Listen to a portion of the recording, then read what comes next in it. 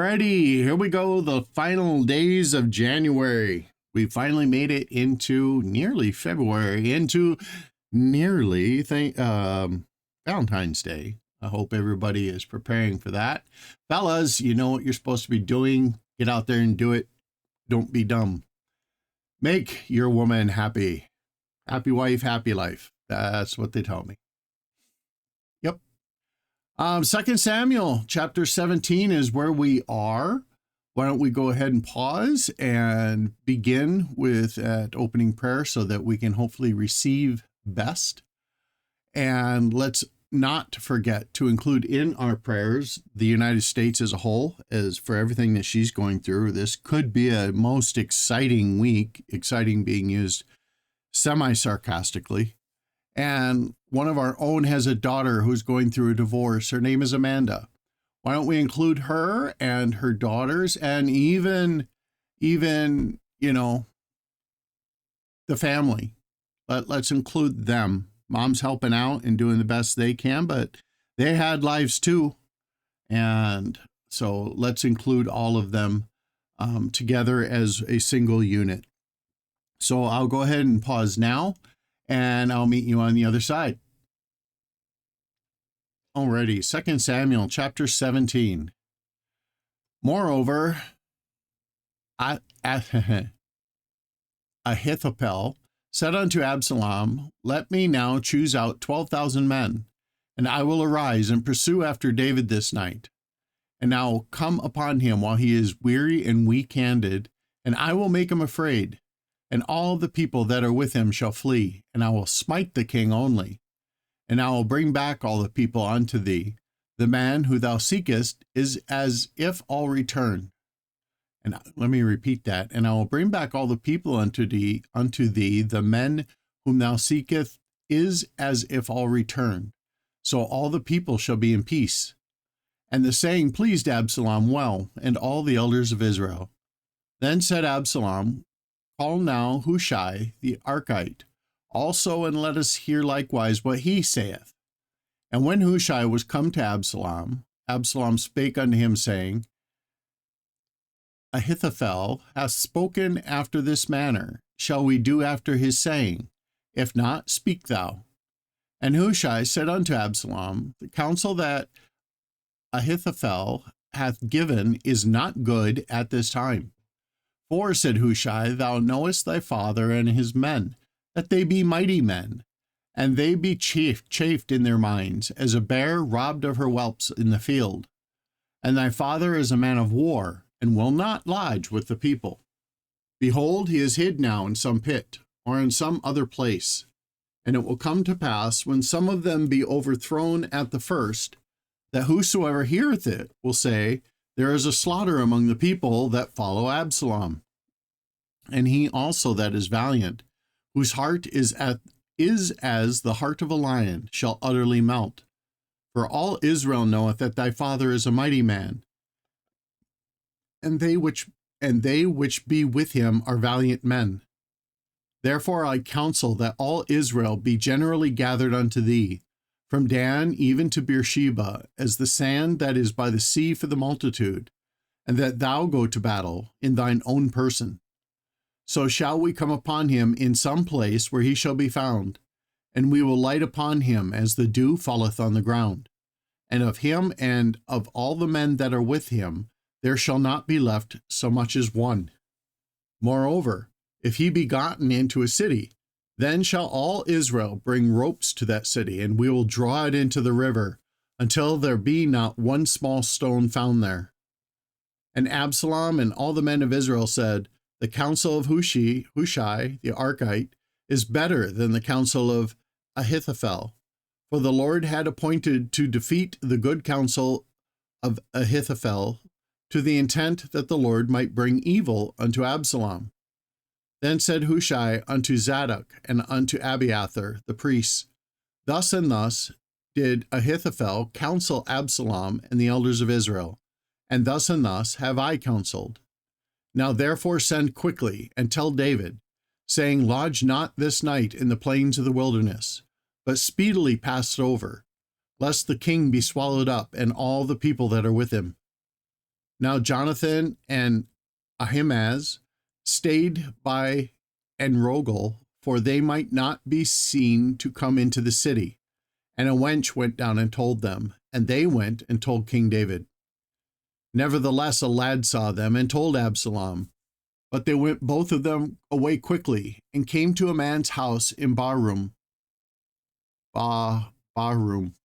which had a well in his court, whither they went down.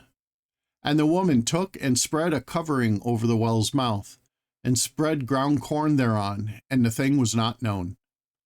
And when Absalom's servants came to the woman to the house, they said, Where is Ahimaaz and Jonathan? And the woman said unto them, They be gone over the brook of water. And when they had sought and could not find them, they returned to Jerusalem. And it came to pass, after they were departed, that they came up out of the well, and went and told King David, and said unto David, Arise, and pass quickly over the water, for thus hath Ahithophel counseled against you. Then David arose, and all the people that were with him, and they passed over Jordan. By the morning light there lacked not one of them that was not gone over Jordan. And when Ahithophel saw that his counsel was not followed, he saddled his asses and arose and gat him home to his house, to his city, and put his household in order, and hanged himself and died, and was buried in the sepulchre of his father. Then David came to Mahanaim, and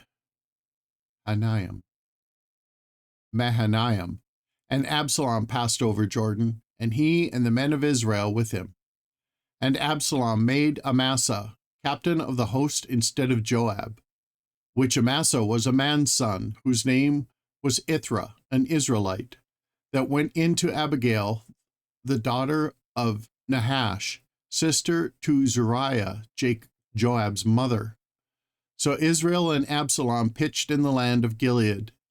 And it came to pass, when David was come to Mahanaim, that Shobi, the son of Nahash, of Rabbah, of the children of Ammon, and Maker, the son of Amiel, of Lodbar, and Barzillai, the Gittite of Roglim, brought beds and basins and earthen vessels, and wheat and barley and flour, and parched corn, and beans and lentils, and parched pulse, and honey and butter, and sheep, and cheese of kine for David, and for the people that were with him to eat.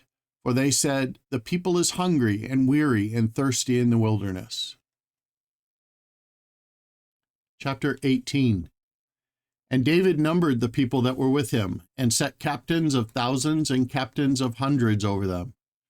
And David set forth a third part of the people under the hand of Joab, and a third part under the hand of Abishai, the son of Zeruiah, Joab's brother, and a third part under the hand of Ittai, the Gittite. And the king said unto the people, I will surely go forth with you myself also. But the people answered, Thou shalt not go forth, for if we flee away, they will not care for us. Neither if half of us die, will they care for us. But now thou art worth 10,000 of us. Therefore, now it is better that thou succor us out of the city. And the king said unto them, What seemeth you best I will do. And the king stood by the gate side, and all the people came out by hundreds and by thousands. And the king commanded Joab and Abishai and Ittai, saying, Deal gently for my sake with the young man, even with Absalom. And all the people heard when the king gave all the captains charge concerning Absalom. So the people went out into the field against Israel, and the battle was in the wood of Ephraim, where the people of Israel were slain before the servants of David. And there were a great slaughter that day of 20,000 men. For the battle was there scattered over the face of all the country, and the wood devoured more people that day than the sword devoured. And Absalom met the servants of David, and Absalom rode upon a mule, and the mule went under the thick boughs of a great oak, and his head caught hold of the oak, and he was taken up between the heaven and the earth, and the mule that was under him went away. And a certain man saw it, and told Joab, and said, Behold, I saw Absalom hanged in an oak. And Joab said unto the man that told him, And behold, thou sawest him, and why didst thou not smite him there to the ground? And I would have given thee 10 shekels of silver and a girdle. And the man said unto Joab, Though I should receive 1,000 shekels of silver in mine hand, yet would I not put forth mine hand against the king's son. For in our hearing the king charged thee and Abishai and Ittai, saying, Beware that none touch the young man Absalom. Otherwise I should have wrought falsehood against mine own life. For there is no matter hid from the king, and thou thyself wouldst have set thyself against me. Then said Joab, I may not tarry thus with thee. And he took 3 darts in his hand and thrust them through the heart of Absalom, while he was yet alive in the midst of the oak. And 10 young men that bare Joab's armor compassed about and smote Absalom and slew him. And Joab blew the trumpet, and the people returned from pursuing after Israel, for Joab held back the people. And they took Absalom and cast him into a great pit in the wood, and laid a very great heap of stones upon him. And all Israel fled, every one to his tent. Now Absalom in his lifetime had taken and reared up for himself a pillar, which is in the king's dale. For he said, I have no son to keep my name in remembrance. And he called the pillar after his own name, and it is called unto this day Absalom's place. Then said Ahimaaz, the son of Zadok, Let me now run and bear the king tidings, how that the Lord hath avenged him of his enemies. And Joab said unto him, Thou shalt not bear tidings this day, but thou shalt bear tidings another day. But this day thou shalt bear no tidings, because the king's son is dead.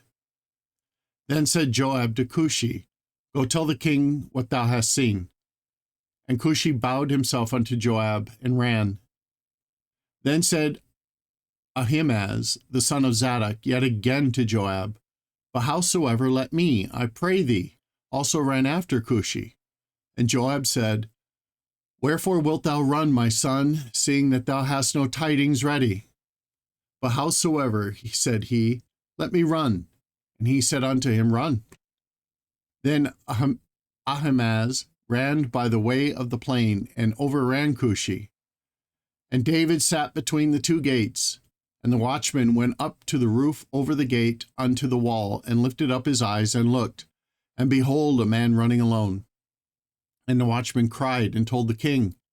And the king said, If he be alone, there is tidings in his mouth. And he came apace and drew near. And the watchman saw another man running. And the watchman called unto the porter, and said, Behold, another man running alone. And the king said, He also bringeth tidings. And the watchman said, Methinketh the running of the foremost is like the running of Ahimaaz, the son of Zadok. And the king said, He is a good man, and cometh with good tidings. And Ahimaaz called and said unto the king, All is well. And he fell down to the earth upon his face before the king, and said, Blessed be the Lord thy God, which hath delivered up the men that lifted up their hand against my lord the king. And the king said, Is the young man Absalom safe? And Ahimaaz answered, When Joab sent the king's servant, and me thy servant, I saw a great tumult, but I knew not what it was. And the king said unto him, Turn aside and stand here. And he turned aside and stood still. And behold, Cushi came, and Cushi said, Tidings, my lord the king, for the Lord hath avenged thee this day of all of them that rose up against thee. And the king said unto Cushi, Is the young man Absalom safe?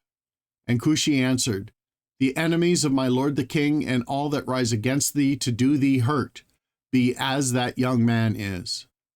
And the king was much moved, and went up to the chamber over the gate, and wept. And as he went, thus he said, O my son Absalom, my son Absalom, would God I had died for thee, O Absalom, my son, my son. Tough time, tough. tough. I do not envy David at all. Alrighty, everybody. That will end it for today. Everybody hold on. We're on a wild ride, and never forget, God loves you.